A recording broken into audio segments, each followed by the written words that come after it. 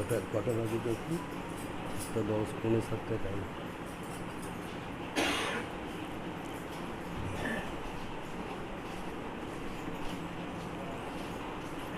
ও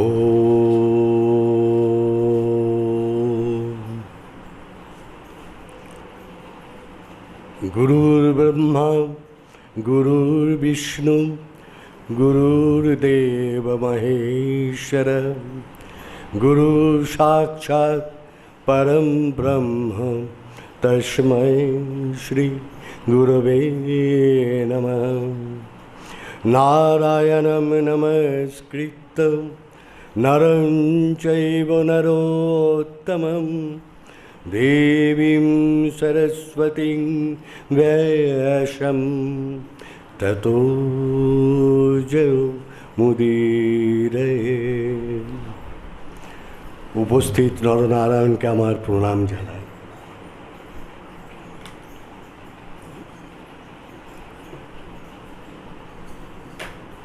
নহি জ্ঞানেন সদৃশ্যম পবিত্রমিহ বিদ্যতে। অর্জুন, জ্ঞানের সদৃশ্য পবিত্র আর কিছু নেই। সে জ্ঞান সাংসারিক জ্ঞান হতে পারে, জগতের জ্ঞান হতে পারে, পারমার্থিক জ্ঞান হতে পারে। একটা ছোট্ট ঘটনা, একটা কারখানায় একবার কারখানা খুব ভালো চলছিল, চলতে চলতে হঠাৎ কোনো একটা ডিপার্টমেন্ট, কোনো একটা সেকশন কোনো একটা কারণবশত বন্ধ হয়ে গেল, পুরো কোলাপস করে গেল। সমস্ত ইঞ্জিনিয়ার যারা যারা ছিলেন তারা বিভিন্ন চেষ্টা করলেন, হলো না। তখন এক এক্সপার্টকে ডাকা হলো। উনি পার্টিকুলার একটা ইঞ্জিনের কাছে গেলেন, গিয়ে দেখলেন, দেখে বললেন একটা বড় হাতুড়ি দেখি। তো কাছাকাছি হাতুড়ি ছিল না, একটা বড় পাথর চাইলেন। পাথর নিয়ে এসে কোনো একটা জায়গায় খুব জোরে আঘাত করে দিলেন। বললেন এবার সুইচ দাও। সব চলতে লাগলো। হ্যাঁ, সমস্ত ডিপার্টমেন্ট আবার চালু হয়ে গেল, ওই সেকশনটা ভালো কাজ করতে লাগলো, সবাই খুশি। এবার উনি পেমেন্ট চাইলেন। তো ডিপার্টমেন্ট থেকে জিজ্ঞেস করলো কত। বললেন 10,000 টাকা। 10,000 টাকা শুধু একটা পাথর ঠুকে দেওয়ার জন্য, আঘাত করার জন্য? বললো না, পাথরটা দিয়ে আঘাত করার জন্য 5 টাকা, আর 9,995 টাকা কোন জায়গাটায় আঘাতটা করতে হবে সেই জ্ঞানের জন্য। ওই জ্ঞানটার জন্য 9,995 টাকা, আর 5 টাকাটা আঘাত করার জন্য। এক্স্যাক্টলি তাই, ওই জ্ঞানেরই তো দাম। বিবেকানন্দ বললেন জ্ঞান দাও, বৈরাগ্য দাও, প্রার্থনা করলেন ভবতারিণীর কাছে। নহি জ্ঞানেন সদৃশ্যম পবিত্রমিহ বিদ্যতে। অষ্টাবক্র মুনিকে মিথিলার রাজা জনক, রাজর্ষি জনক দেখতে পেয়েই প্রথম শুরু করলেন কথম জ্ঞানং অবপ্নতি, কথম মুক্তির ভবিষ্যতি, বৈরাগ্যম চম কথম প্রাপ্তম, এতৎ ব্রূহি মম প্রভু। হে প্রভু, আপনি আমাকে বলুন আমি জ্ঞান কী করে অর্জন করতে পারি, বৈরাগ্য কী করে আসবে, মুক্তি কাকে বলে, আপনি দয়া করে আমাকে বলুন। ঠিক ওইটাতেই, ঠিক ওইভাবেই আমরা যারা বেলুড়ের ইতিহাস, বেলুড়ের ব্যাপারে জানা তো বসে আছেন, যে স্বামী ব্রহ্মানন্দজি রাখাল মহারাজ স্পিরিচুয়াল সান, রামকৃষ্ণ পরমহংসদেবের মানসপুত্র, আধ্যাত্মপুত্র, তার সম্বন্ধে স্বামী প্রভবানন্দ তিনি লিখেছেন। কিন্তু অনেকেই জানেন না যে স্বামী ব্রহ্মানন্দ একটা বই লিখেছিলেন। সেই বইয়ে মানে ইংলিশে কালেকশন আছে, বাংলাতে করলে হবে শ্রীরামকৃষ্ণ উপদেশ, এবং চয়েসেস্ট যেগুলো সিলেক্টেড রামকৃষ্ণ পরমহংসদেবের যেগুলো খুব আমাদের কাজে লাগবে অত্যন্ত সবই কাজে লাগবে, তার ভিতরে সবথেকে গুরুত্বপূর্ণ যেগুলো সেইগুলো তিনি লিখে রেখেছিলেন। তো এরকম একদিনের কথা, একদিন এক ব্যক্তি আসিয়া ওনার কাছে, মানে রামকৃষ্ণ পরমহংসদেবের কাছে জিজ্ঞাসা করিল, আপনি আমাকে এক কথায় বলিতে পারেন আধ্যাত্ম বা জ্ঞান কি? রামকৃষ্ণ পরমহংসদেব ভাবিয়া বলিলেন, হ্যাঁ, ব্রহ্মসত্য জগৎ মিথ্যা। কথা মিথ্যা আছে, ব্রহ্মসত্য জগৎ সত্য, কিন্তু ওখানে বলছেন ব্রহ্মসত্য জগৎ মিথ্যা। এটা 1, 2, 3 নম্বর উপদেশে আছে। আর 1 নম্বরে আছে, প্রথমেই আছে, নিজেকে জানো তাহলেই ভগবানকে জানা হবে। যে নিজেকে জানে না, বিবেকানন্দের কথা, যে নিজেকে জানে না সে ভগবানকে কেমন করে উপলব্ধি করবে?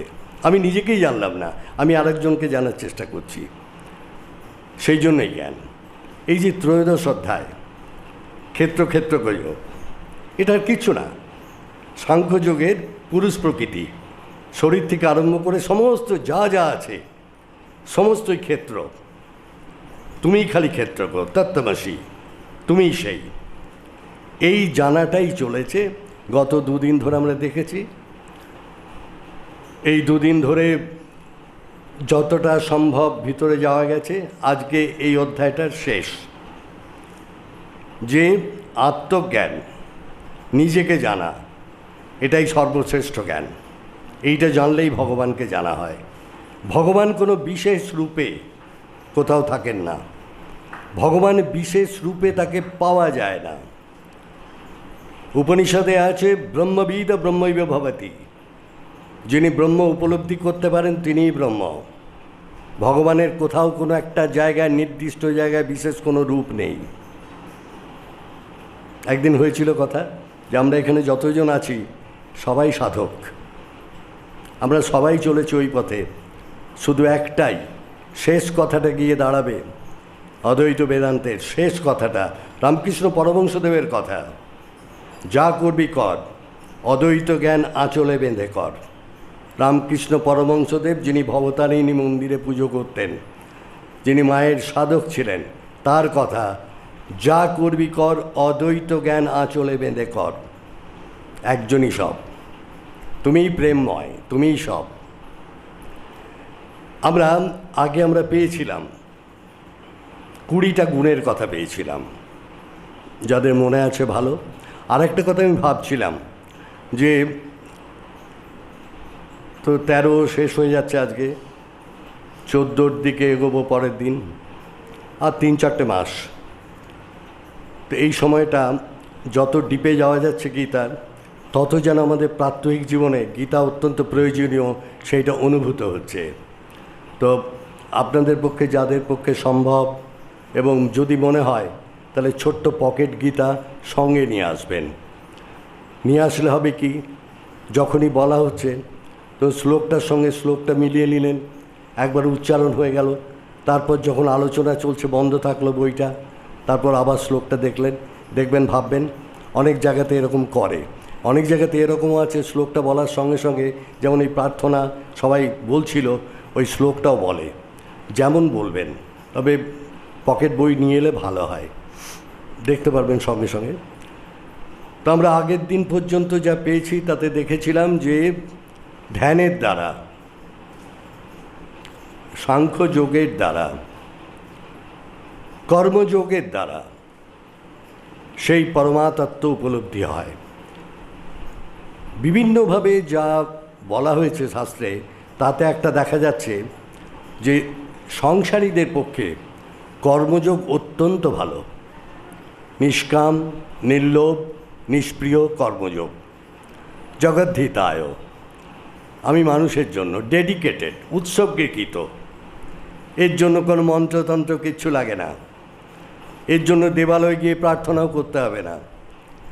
শুধু জগৎবাসীর জন্য আমি, এই জগৎ যা কিছু দেখছি তা এইখান থেকে আমরা পাবো শ্লোকে, এইখান থেকেই সব সৃষ্টি হয়েছে। এইখানেই সৃষ্টি হয়েছে যা কিছু আমি দেখছি এটাই স্রষ্টার ভাষা। স্রষ্টার বাংলা, ইংরেজি, হিন্দি, সংস্কৃত কোনো ভাষা নেই। স্রষ্টার ভাষা এই সৃষ্টি। যে সৃষ্টিকে পড়তে জানে, যে সৃষ্টিকে জানে, সে স্রষ্টাকে চেনে।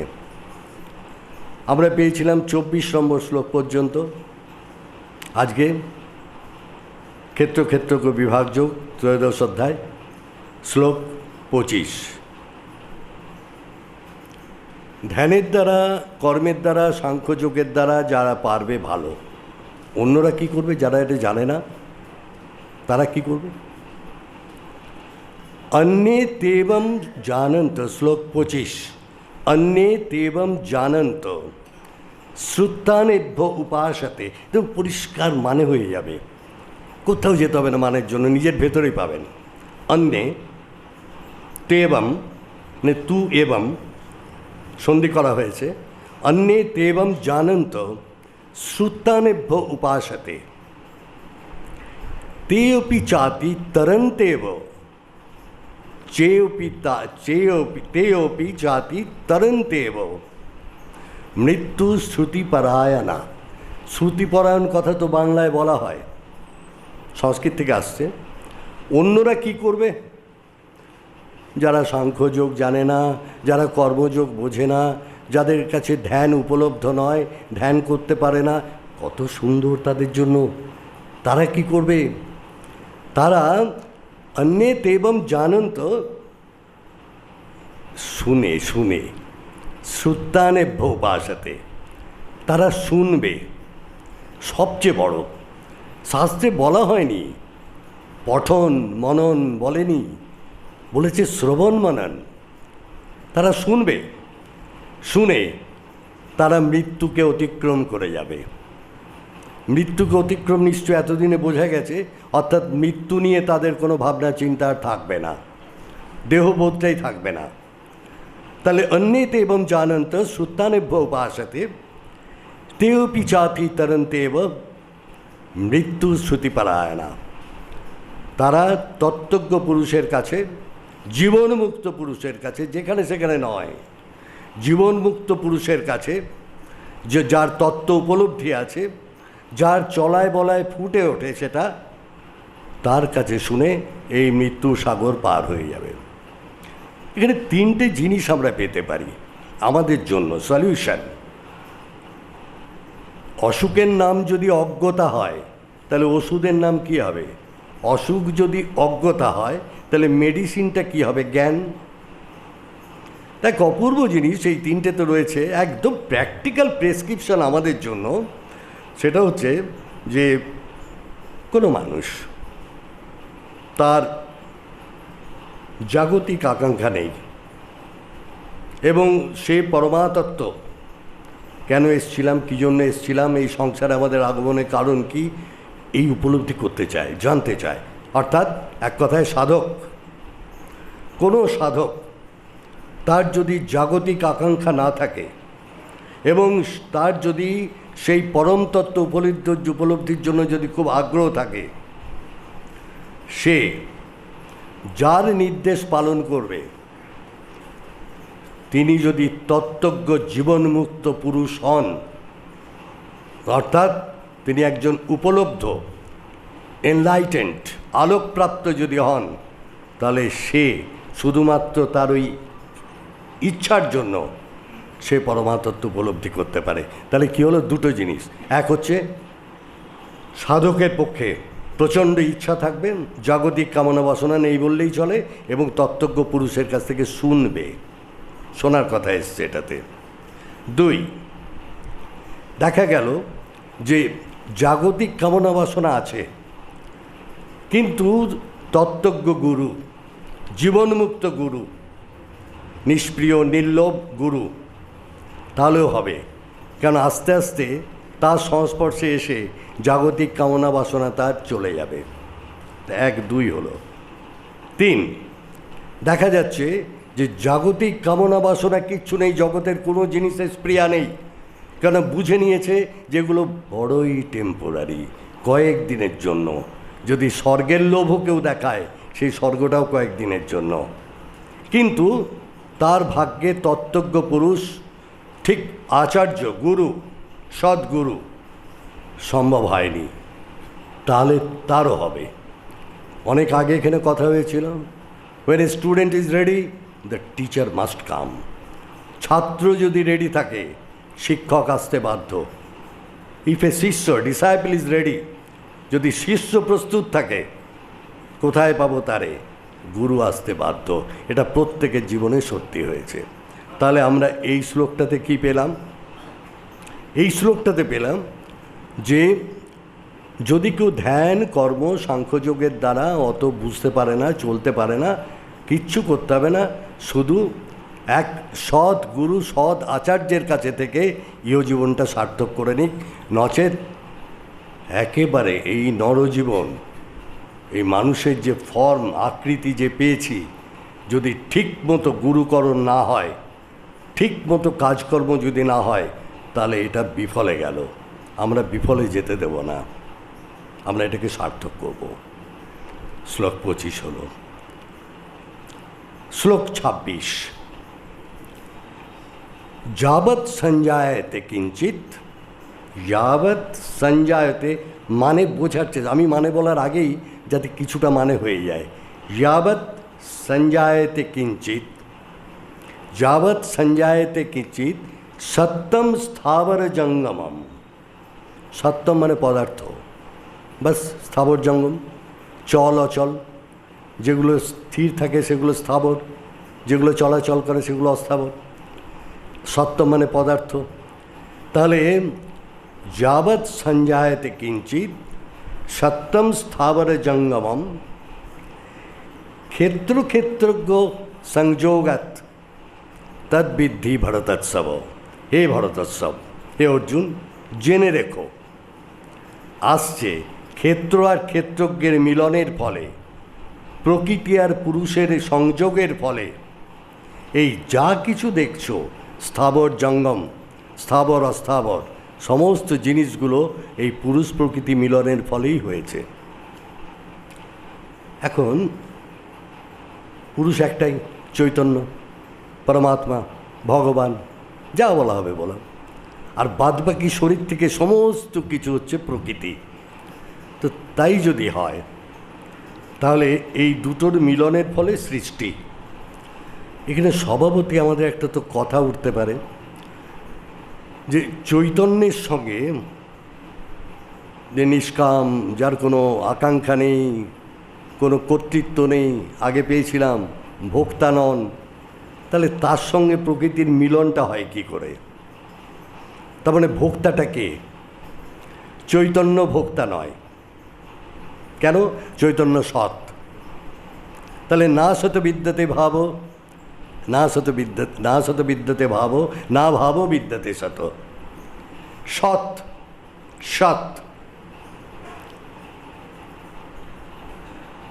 আচ্ছা, এখানে যদি একটা মিনিটের বাংলায় প্রশ্ন হয় যে ভগবান এই প্রকৃতির সৃষ্টি করলেন কেন? যারা বলেন যে ভগবান সৃষ্টি করেছেন, ঠিক আছে, কেন সৃষ্টি করলেন? কি দরকার হলো? যদি বলি কোনো উদ্দেশ্য আছে, ভগবানের কোনো উদ্দেশ্য আছে সৃষ্টি করার, তাহলে আমরা যখনই বাজারে যাই আমাদের কোনো উদ্দেশ্য আছে, কোনো কিছু কিনবার আছে, নেবার আছে, তাহলে আমি অপূর্ণ ছিলাম, ওইটা নেবার পর পূর্ণ হলাম। স্কুলে যাই কেন? পড়াশোনা করার জন্য, অপূর্ণ, ওখানে গিয়ে পূর্ণ হলাম। তাহলে ভগবান যদি কিছু সৃষ্টি করেন, তাহলে নিশ্চয়ই বুঝতে হবে যে ভগবান অপূর্ণ, সৃষ্টি করে পূর্ণ হলেন, তা তো নয়। সৎ তো সৎ, সৎ অপূর্ণ নয়। তাহলে কী জন্য সৃষ্টি? প্লেন খেলা, আনন্দের জন্য। আর আমাদের তরফে কী জন্য আসা এখানে? আমাদের পুণ্যত্ব প্রাপ্তি। আমাদের পুণ্যত্ব প্রাপ্তি হতে হবে। মনুষ্য জন্ম নিয়েছি, মানুষের মতো দেহ, মানুষের মতো চেহারা, বেশ খানিকটা জাগতিক ব্যাপার নিয়ে মাথা ঘামালাম, গাড়ি বাড়ি, টাকা পয়সা হলো টলো, কিছুই হলো না। নদীও নাচতে নাচতে যাচ্ছে, সমুদ্রও নাচছে। নদী যখন নাচতে নাচতে যাচ্ছে, ও অপূর্ণতা থেকে পূর্ণতার দিকে যাচ্ছে। আর সমুদ্র যখন নাচছে, ঢেউ খেলছে, তখন ওর পূর্ণতার আনন্দ। আমাদের সেই পূর্ণতার আনন্দ পেতে হবে। তার মানে আমাদের এই যে এইটা যা ছিল যে সমস্ত পুরুষ প্রকৃতি দুটোর মিলনের ফলে এই সৃষ্টি, দুটো জিনিস যদি বিপরীত হয় মিশবে কী করে? রাত আর দিন দুটো কি সংযোগ সম্ভব? দুটো কি মিলন সম্ভব? সম্ভব নয়। অ্যাকচুয়ালি তাই চৈতন্যও ভোগ করে না, আর অসৎ পদার্থও ভোগ করে না, শুধু ভোগ করছে বলে মনে হয়। এটা মেনে নেওয়া। কেউই ভোগ করে না। যদি ভোগ করে সুখ আসতো তাহলে ওটাকে কন্টিনিউ করতো, ওটাকে রাখতো, ছেড়ে দিত না, বিতৃষ্ণা আসতো না। নেক্সট শ্লোক 27। সমং সর্বেষু ভূতেষু তিষ্ঠন্তম পরমেশ্বরম। সব কিছুতে সমান দেখা, প্রেম ভালোবাসা। সমং সর্বেষু ভূতেষু তিষ্ঠন্তম পরমেশ্বরম বিনশ্বস্তু অবিনশ্বন্ত যপশ্যতি সপশ্যতি। অর্থাৎ যে যার সমদৃষ্টি, এই আগে আমরা পেয়েছি অনেকবার, সুখে দুঃখে সময়ে কৃত্বা লাভালাভু জয় জয়, অনেকবার পেয়েছি। তাহলে সমং সর্বেষু ভূতেষু তিষ্ঠন্তং পরমেশ্বরম, দেখুন বারবার কিন্তু বিভিন্নভাবে শ্রীকৃষ্ণ বিভিন্নভাবে কিন্তু বুঝিয়ে দিচ্ছে যে পরমেশ্বর ভগবানকে কোথায় খুঁজে বেড়াচ্ছ। তোমার আচার আচরণে, তোমার আচরণে, তোমার ব্যবহারে বোঝা যাবে তুমি ভগবত উপলব্ধি কেমন করতে চাও। তাহলে সমং সর্বেষু ভূতেষু তিষ্ঠন্তম পরমেশ্বরম, যে সমস্ত ভূতে সমান দেখে, সবাইকে সমানভাবে ভালোবাসে, সমানভাবে দেখে, এবং বিনশ্বস্তু অবিনশ্বন্তম, এই এক অবিনাশীর মধ্যে সমস্ত বিনাশী জিনিসগুলো আছে। যপশ্যতি সপশ্যতি, যে এইরকমভাবে দেখতে পারে সেই হচ্ছে যথার্থদর্শী, সেই যথার্থ দ্রষ্টা, যে জানে যে এই বিনাশী পদার্থের মধ্যে, সমস্ত বিনাশী পদার্থের মধ্যে একজনই অবিনাশী, তার সর্বভূতে আছে। এইটা যে দেখতে পায় তার আচরণে প্রকাশ হবে। সে ভগবত উপলব্ধি করে সব জায়গাতেই, আনন্দ পায়। হলমার্ক, সাধু সন্ন্যাসীদের হলমার্ক কোনটা? সাধু সন্ন্যাসী সৎ লোক, তাদের হলমার্ক হচ্ছে সদা প্রসন্ন, সদা আনন্দ, সব সময়। যদি বিরক্তি থাকে আর যাই হোক, সাধু সন্ন্যাসী নয়। একজন ক্রিমিনাল কনভিক্ট, ও 3 বছর জেলে ছিল।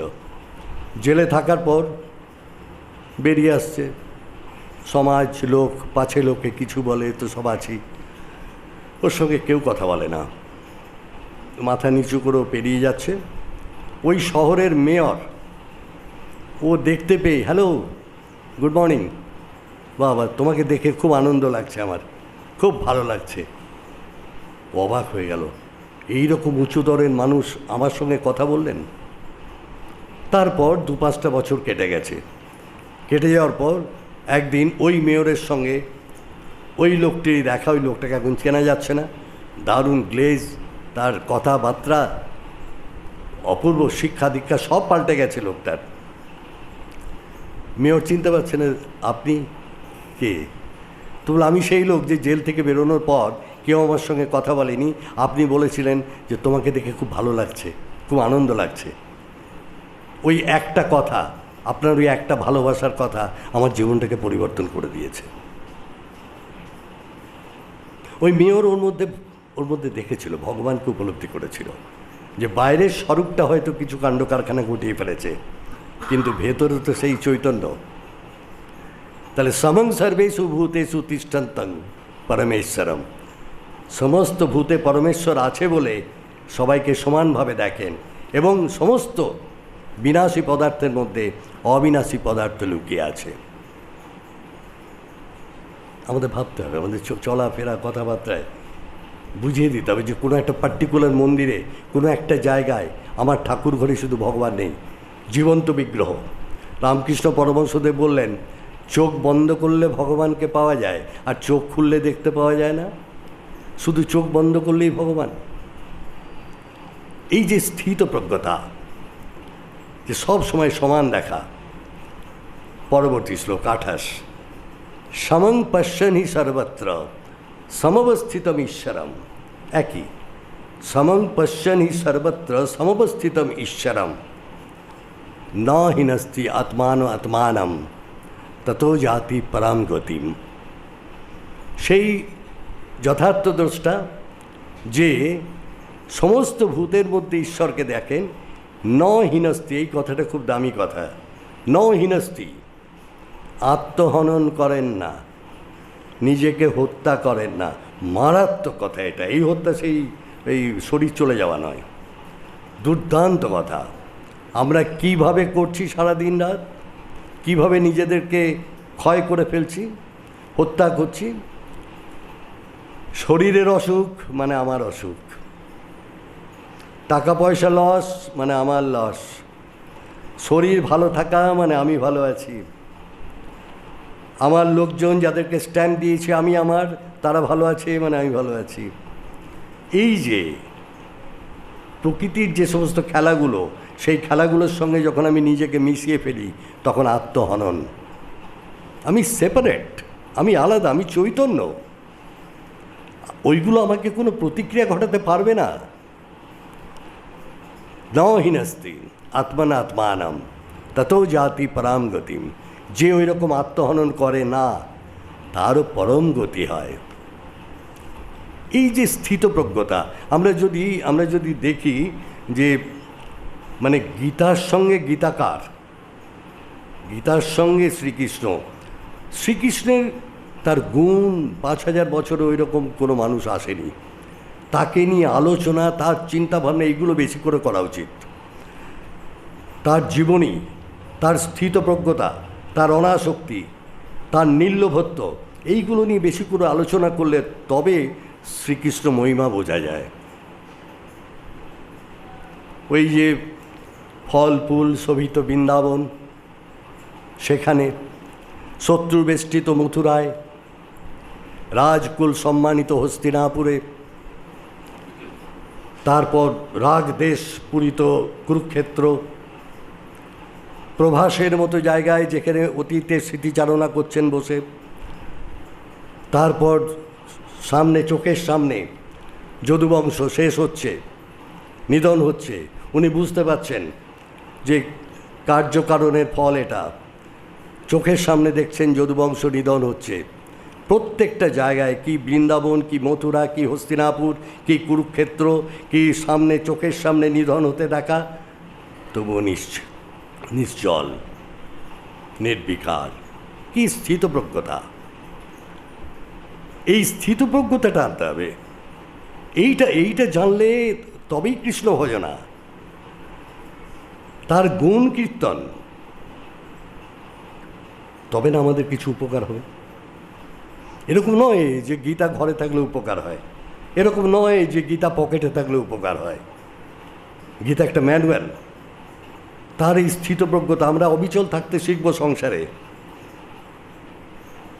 যদি তার গুণগুলো নিয়ে আমরা ভাবতে না পারি, এই কথাটা যে সমং পশ্যনি সর্বত্র সমবস্থিতম ঈশ্বরম ন হিনস্তি আত্মনা আত্মানম ততো জাতি পরাম গতিম, তাহলে একটা তো প্রথম লাভ যে গীতাকার আমাদের শেখালেন, শ্রীকৃষ্ণ আমাদের শেখালেন, আমাদের সকাল থেকে রাত পর্যন্ত দৈনন্দিন জীবনে কত রকম জিনিসপত্র আসতে পারে, কত রকম ক্রিয়া আসতে পারে, কিন্তু তাতে আমার কোনো প্রতিক্রিয়া হবে না, কারণ আমি চৈতন্য।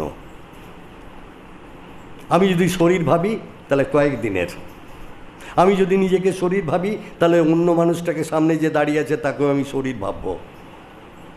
অ্যাবসলিউট আমি চৈতন্য, অ্যাবসলিউট। তারপর ইলিউশন, ভ্রম, পুরুষ নারী ভ্রম, ওটা শুধু শারীরিক ব্যাপার। তারপর সেকেন্ডারি রিলেশন, আমি আত্মা, আমি আমার, গৌণ। অ্যাবসলিউট একটাই, আমি চৈতন্য। জাগতিক কাজ করব, সমস্তই করব, কিন্তু নদীর ব্রিজের উপর দিয়ে যখন পেরিয়ে যাব, ব্রিজটা পেরোবার জন্য, ব্রিজটার ওপরে ঘর বাড়ি তৈরি করার জন্য নয়। ঠিক সেই রকম এই শরীরটা দিয়ে আমি জগতের যা যা কাজ করার, আমার যা কাজ করার তাই করব, কিন্তু সব সময় ভাববো যে এটা আলাদা, আমি আলাদা।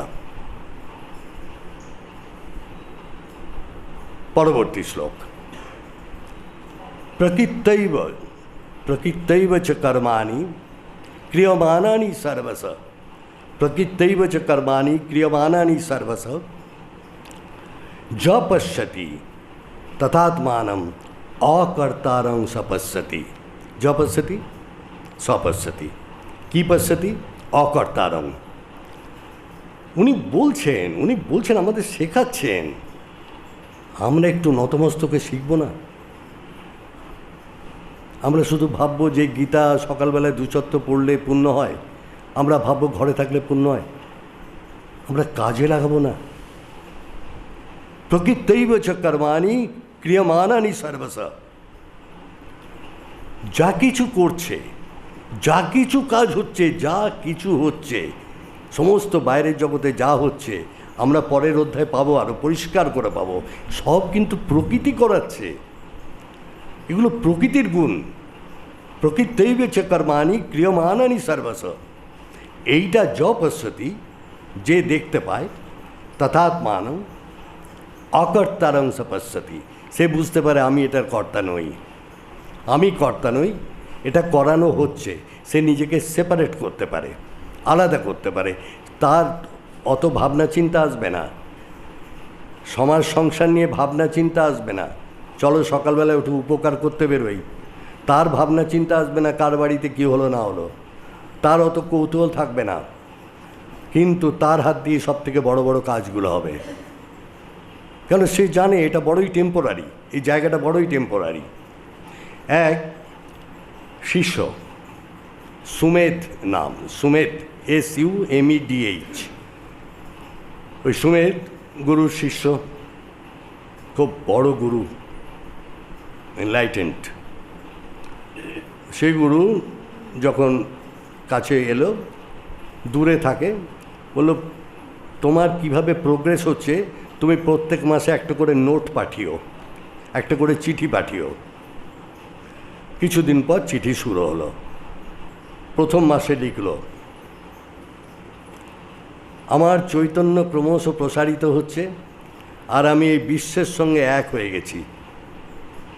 চিঠিটা পড়লেন, গুরু ফেলে দিলেন, কিছু হয়নি। দ্বিতীয় মাসে চিঠি আসছে, আমি দেখছি চারিদিকে এই বিশ্ব সংসার খুব ডিসিপ্লিনে আছে। চিঠিটা নিলেন, হতাশা হতাশা, কী হচ্ছে এটা। তৃতীয় মাসে চিঠি এলো যে আমি দেখছি যে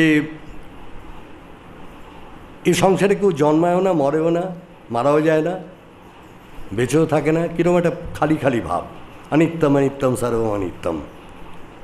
উনি হতাশায় ভেঙে পড়লেন, গুরুদেব যে কী হচ্ছে।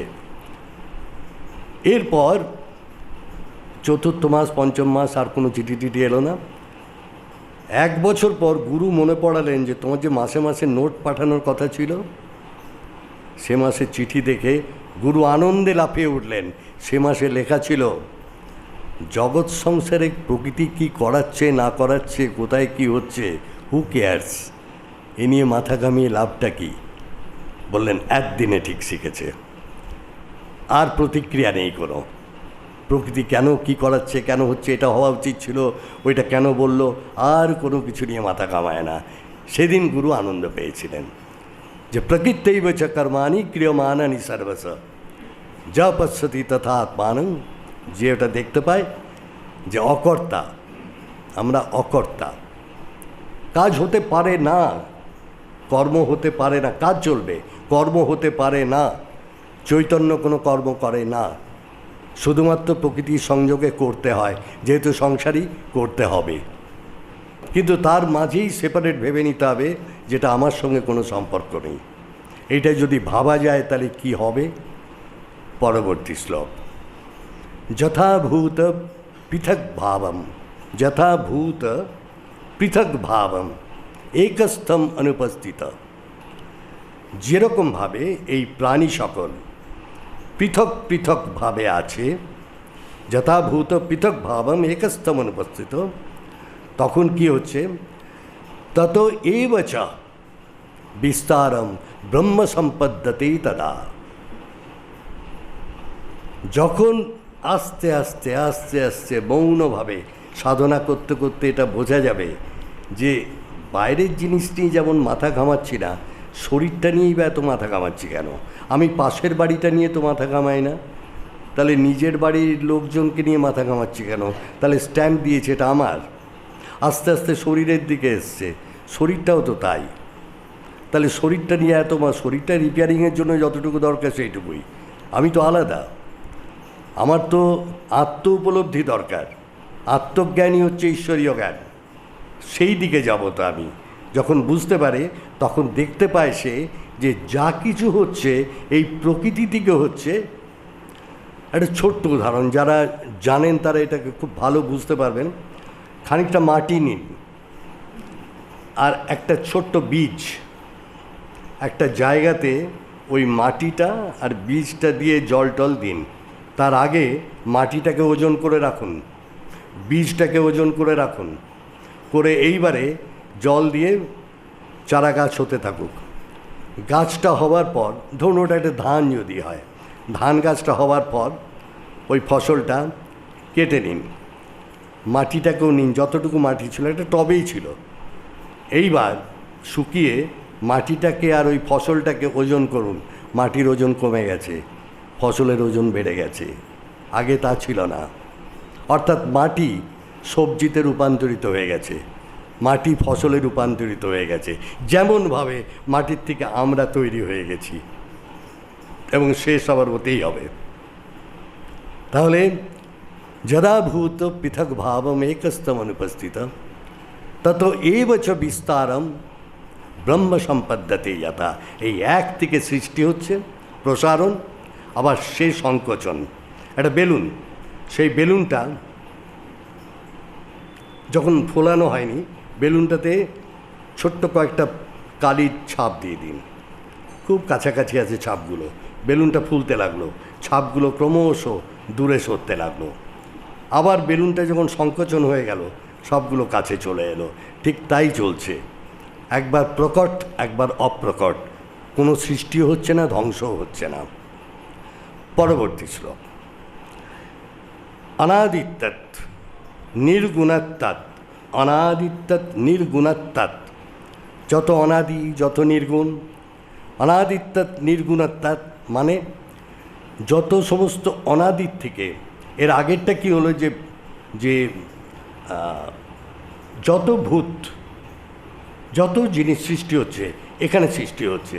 যে এরকম করে তো কেউ বলতেই পারে, আচ্ছা পৃথিবীর ওপরে এই যে এত চাপ পড়ছে, আগে তো এত ঘর বাড়ি ছিল না, ওই সারদাপল্লী, ব্যাংক কলোনি, ডাকবাংলো, পাহাড়েশ্বর, এত তো বাড়িঘর ছিল না, ফাঁকা ছিল। তাহলে এইরকম যে বাড়িঘর তৈরি হচ্ছে, তাহলে পৃথিবীর উপর তো চাপ পড়ছে, পৃথিবীটা কেঁপে যাবে না তো? কি করে? মাল মশলাগুলো সব এখানকারই নেওয়া, এইখানকার জিনিস এখানে শুধু রূপান্তর হয়েছে, ওই জন্য কিছুই হবে না। যার জন্য বললেন পরের শ্লোকে, অনাদিত্যাৎ নির্গুণাত্মাৎ পরমাত্মায়ম অব্যয়।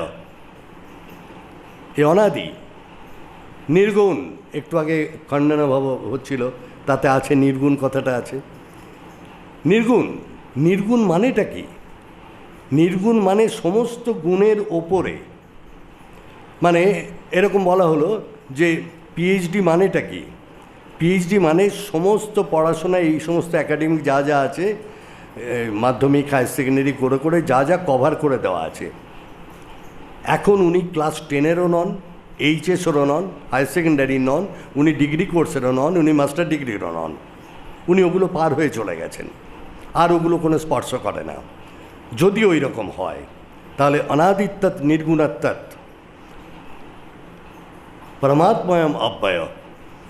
ইনি অব্যয়, ইনি অনাদি। কে? সেটা তুমি। আলাদা করে কখনো ভাবার দরকার নেই। এটা অদ্বৈত বেদান্ত। শ্রেষ্ঠ যত দর্শন আছে সব থেকে ওপরে এই দর্শন। তুমি অনাদি, তুমি নির্গুণ, তুমি অব্যয়, তুমি পরমাত্মা। এবং শরীরস্থপি কৌন্তেয় এ কোনতেও তুমি শরীরের মধ্যে আছো, ওপি তথাপি শরীরস্থপি কৌন্তেয় না করতি না লিপ্যতে। শরীরের মধ্যে থেকেও তুমি কিছু করো না, তুমি কোনো কিছুতে লিপ্ত হও না। মানে শরীরস্থপি কৌন্তেয় ন করতি ন লিপ্যতে, মানে তোমার ভিতরে যে চৈতন্য সে অ্যাকচুয়ালি কোনো কিছুতে লিপ্ত হয় না, কিছু করে না। তুমি এটা জেনে রাখো। একটু আগে বললাম যে পরমাত্মার পূর্ণ হওয়ার জন্য কিছু দরকার নেই, উনি অপূর্ণ নন। রইল গিয়ে জীব অংশ, আমাদের জড় আর জীব দুটো নিয়ে আছি তো আমরা। জীব অংশ আমরা পূর্ণতার দিকে যাচ্ছি, সেটাও নয়। আমরা অলরেডি পূর্ণ। আমরা মানে তো, আমি মানে তো চৈতন্য, হাত পা কোনো জায়গাটা নয়, কোনো জায়গাটা আমি নই। যদি বলা হয় এটা কি, একটা ঘড়ি, ঠিক আছে, তাহলে ঘড়ি বললে আমি দেখাতে পারবো। এটা কি, একটা বই, দেখাতে পারবো। আমি বলুন তো, আমি বলে আপনি কোন জায়গাটা দেখাবেন? আজকে একদম পরিষ্কার এই কথাটা, মানে এখানটা আমরা লজিক্যালি বুঝে নিই। আমি বললে কোন জায়গাটা দেখাবো? ডেস্ক দেখাতে পারবো, বিল্ডিং দেখাতে পারবো, ঘন্টাটা দেখাতে পারবো, বই দেখাতে পারবো, সব কিছু দেখাতে পারবো, চোখ দেখাতে পারবো, কান দেখাতে পারবো। আমি কোনটা? আমরা দিনের ভিতর 50 বার আমি বলি, 100 বার আমার বলি। কোথায় ফাঁকা হয়ে আছে না? ভাববেন, আলোচনা করব আমরা। আমি কোনটা? সেই আমি অনাদি, সেই আমি তুমি, তত্ত্বমসি সোহাম আহম ব্রহ্মাস্মি। অলরেডি আমরা, আমাদের হতে হবে না। পূর্ণমদম পূর্ণমিদং পূর্ণাৎ পূর্ণমুদচ্যতে পূর্ণস্য পূর্ণমাদায় পূর্ণমেবাবিশিষ্যতে। অলরেডি আমরা পূর্ণ, শুধু জানি না যে বড় ঘরের ছেলে, শুধু জানি না যে আমি পূর্ণ। অপূর্ণ বলে হায় হায় হায় হায় করে বেড়াচ্ছি। মানুষের সেবা করতে হবে, মানুষের কাজ করতে হবে, উপকার করতে হবে, টাকা রোজগার করতে হবে। এটার কিচ্ছু না, না জানার ফল, না জানার ফল এটা। তো তাহলে আমরা অনাদি অব্যয় এবং শরীরস্থপি কৌন্তেয়, শরীরে থাকলেও জেনে রেখো তুমি কোনো কিছুতে লিপ্ত নও। তো এইটা বিশ্বাস থাকুক। বলে না বিশ্বাস বিশ্বাস বিশ্বাস, বিশ্বাস মানে অন্ধবিশ্বাস নয়। বিশ্বাস এইটাই যে হ্যাঁ আমি চৈতন্য, হ্যাঁ আমি কোনো কিছুতে লিপ্ত নই, হ্যাঁ আমার দ্বারা সংকীর্ণ কাজ সম্ভব নয়, এইটা, হ্যাঁ আমার কোনো প্রতিক্রিয়া নেই। এইভাবে এগোতে হবে, বিশ্বাস এইটাই। বিবেকানন্দের কথা স্বামী শারদানন্দ লিখছেন যে মানুষের সব থেকে দুটো পাপ, এক হচ্ছে দুর্বলতা, সমস্ত রকম দুর্বলতা, ভেতরে যদি অন্যায় থাকে অনেক রকম দুর্বলতা আসে। 2, মন মুখ এক না করা। পরমহংসদেব যে বলে গেছেন মন মুখ এক করো, বিরাট ব্যাপার, বিরাট ব্যাপার। সে ইন্দিরা গান্ধীকে নেহেরু চিঠি দিয়েছিলেন যে ডিয়ার ইন্দু, এমন কোনো কাজ করবে না যে কাজ লোকের সামনে বলা যাবে না, গোপনতা পাপ, সমস্ত কাজ যেন বলতে পারো।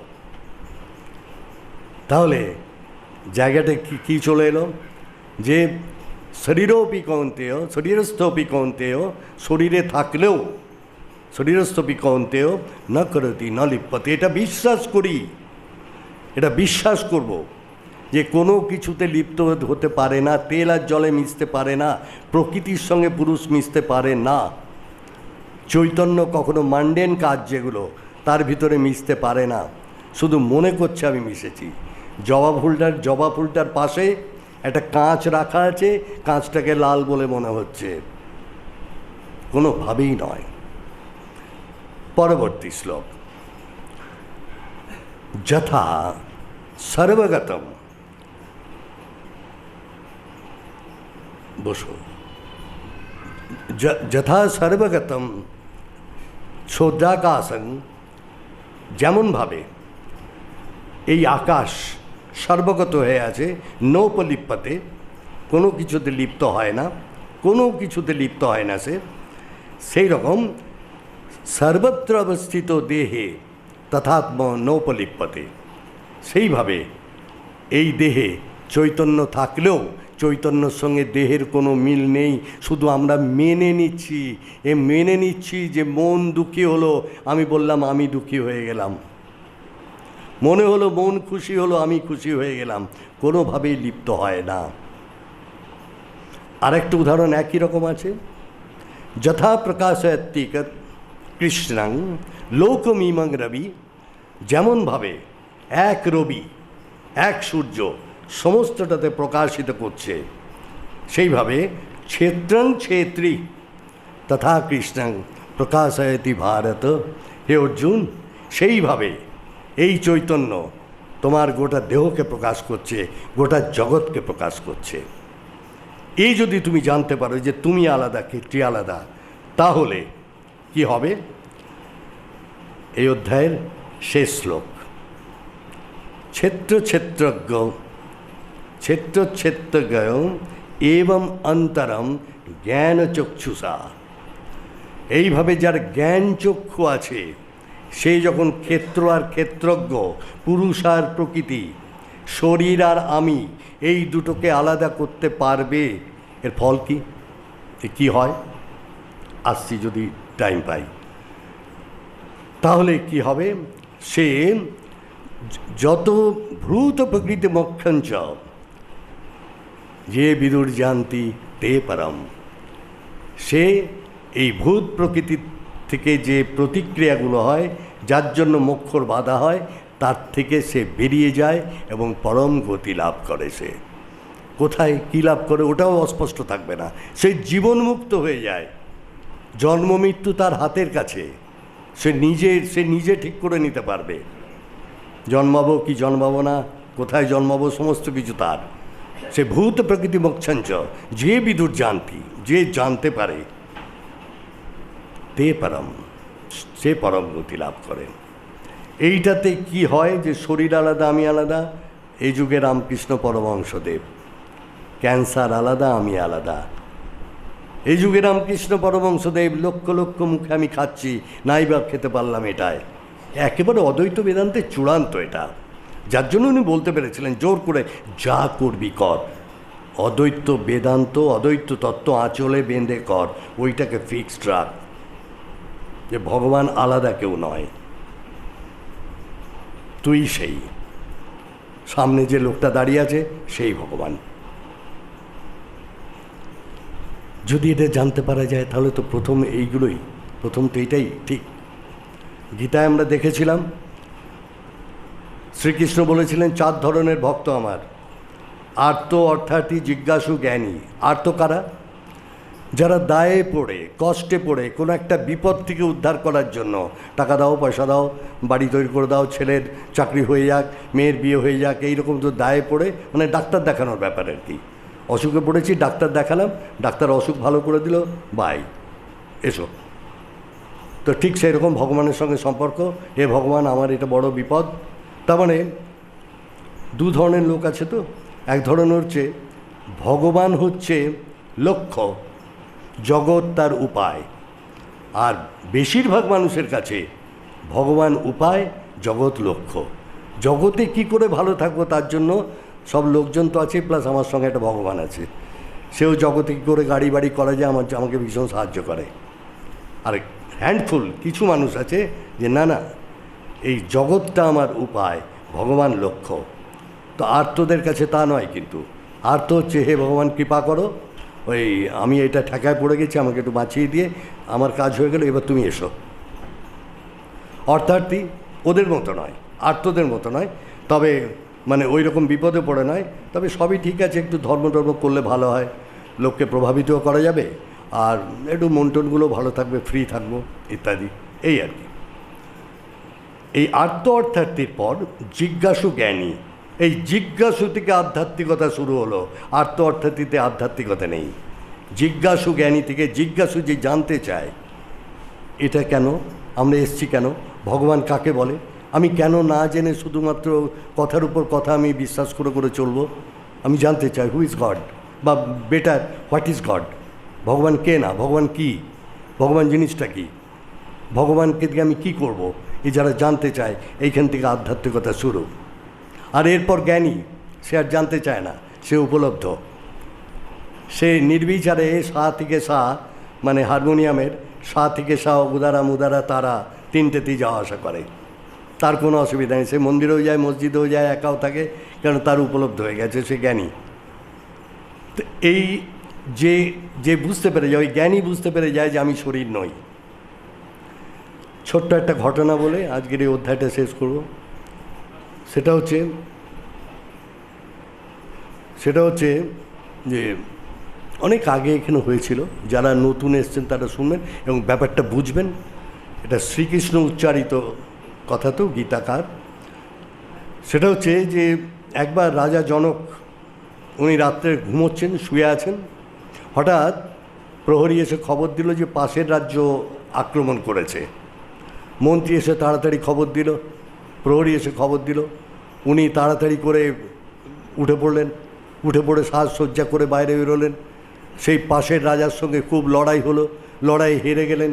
হেরে গিয়ে সেই রাজা তাকে বললেন, নতুন রাজা বললেন, আপনি রাজা বলে আপনাকে বধ করছি না, হত্যা করছি না, তবে আপনি নির্বাসিত, এই রাজ্য থেকে আপনি চলে যান।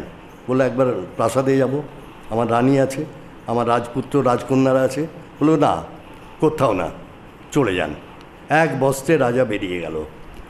আস্তে আস্তে আস্তে হাঁটছে, খাওয়া দাওয়া নেই, প্রজারা কেউ দিতে পারছে না খাবার, নতুন রাজার ভয়ে, জল নেই। এই আর একটা ব্যাপার জানেন, স্বাধীনতা। যদি কেউ স্বাধীনতা বিক্রি করে দেয়, যদি স্বাধীনতা না থাকে, তাহলে সে সাংখ্যযোগ ইজিক্যাল টু বিবেক ইজিক্যাল টু জ্ঞান তার কাছে ভ্যানিস্ট। স্বাধীনতাটা বিরাট ব্যাপার। রাজার আজকে ওই দুর্দশা, স্বাধীনতা নেই যে কোনো ব্যাপারে। আমি স্বাধীন। দেশটা যখন পরাধীন ছিল, তখন আমাদের যে সমস্ত সেই যারা শহীদ হয়েছেন, যারা চলে গেছেন, তারা চেয়েছিলেন যা হবে হবে, পরে দেখা যাবে, কিন্তু আগে দেশটা বিদেশির কবল থেকে মুক্ত হোক। স্বাধীনতা চাই। দৈনন্দিন কাজে, দৈনন্দিন জীবনে যদি সব সময় কেউ চাপে থাকে, আষ্টে পিষ্টে বাঁধা থাকে, তাহলে আর যাই হোক আত্মোন্নতি সম্ভব নয়।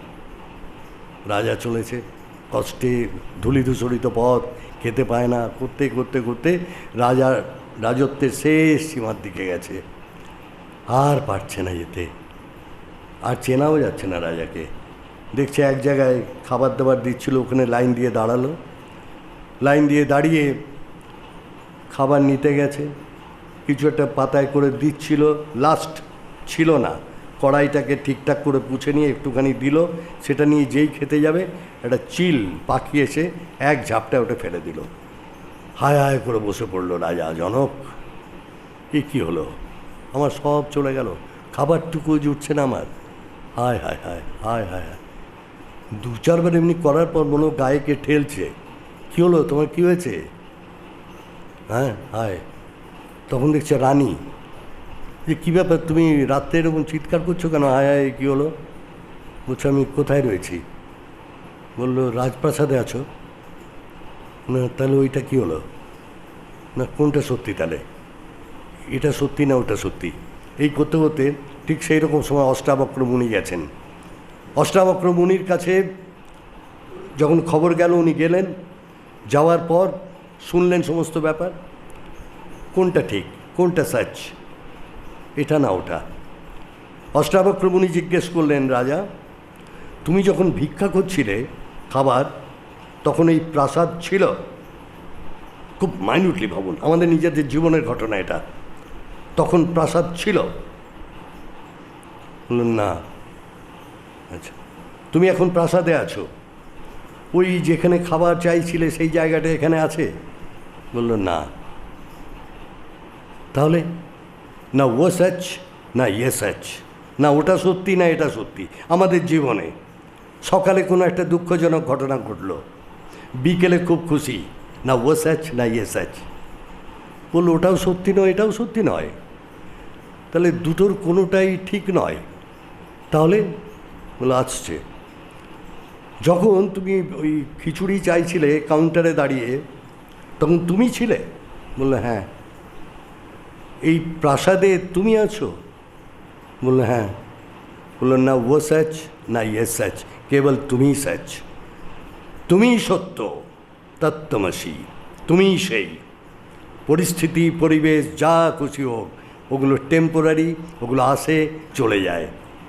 কখনো সৃষ্টি হয়, কিছুক্ষণ থাকে, তারপর তা চলে যায়। যা আগে ছিল না তা পরে থাকে না, যা শুরু আছে তার শেষ আছে। আমি কেন না করতি না লিপ্পাতে, আমি ওর সঙ্গে লিপ্ত হব না। আমি এসেছি, আমার পূর্ণতাটা আছে, আমি শুধু জানতে এসেছি। সেই বাইবেলের উপনিষদের আত্মানং বিদ্ধি, বাইবেলের নো দাই সেলফ, নিজেকে জানো। আর সব জায়গাতে যেটা বলা আছে, সমস্ত জায়গাতে প্রতিবেশীকে ভালোবাসো। প্রতিবেশী মানে তুমি বাদ দিও সবাই। লাভ লাভ দাই নেইবার, তোমার প্রতিবেশীকে ভালোবাসো। এ প্রেম, তুমি প্রেমময়, তুমি ভালোবাসাময়। কেন ভগবান তুমি, তোমার নাম সচ্চিদানন্দ। সচ্চিদানন্দ তিনটে লোক নয়, একই মানুষের তিনটে রূপ। তুমি যে রূপটা নিয়ে থাকবে আর দুটো রূপ তোমার চলে আসবে।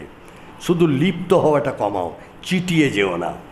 শুধু কর্তব্য, আর কর্তব্যের ভারে চাপা পড়ে যাওয়া নয়, আসক্তিকে কর্তব্য বলা নয়।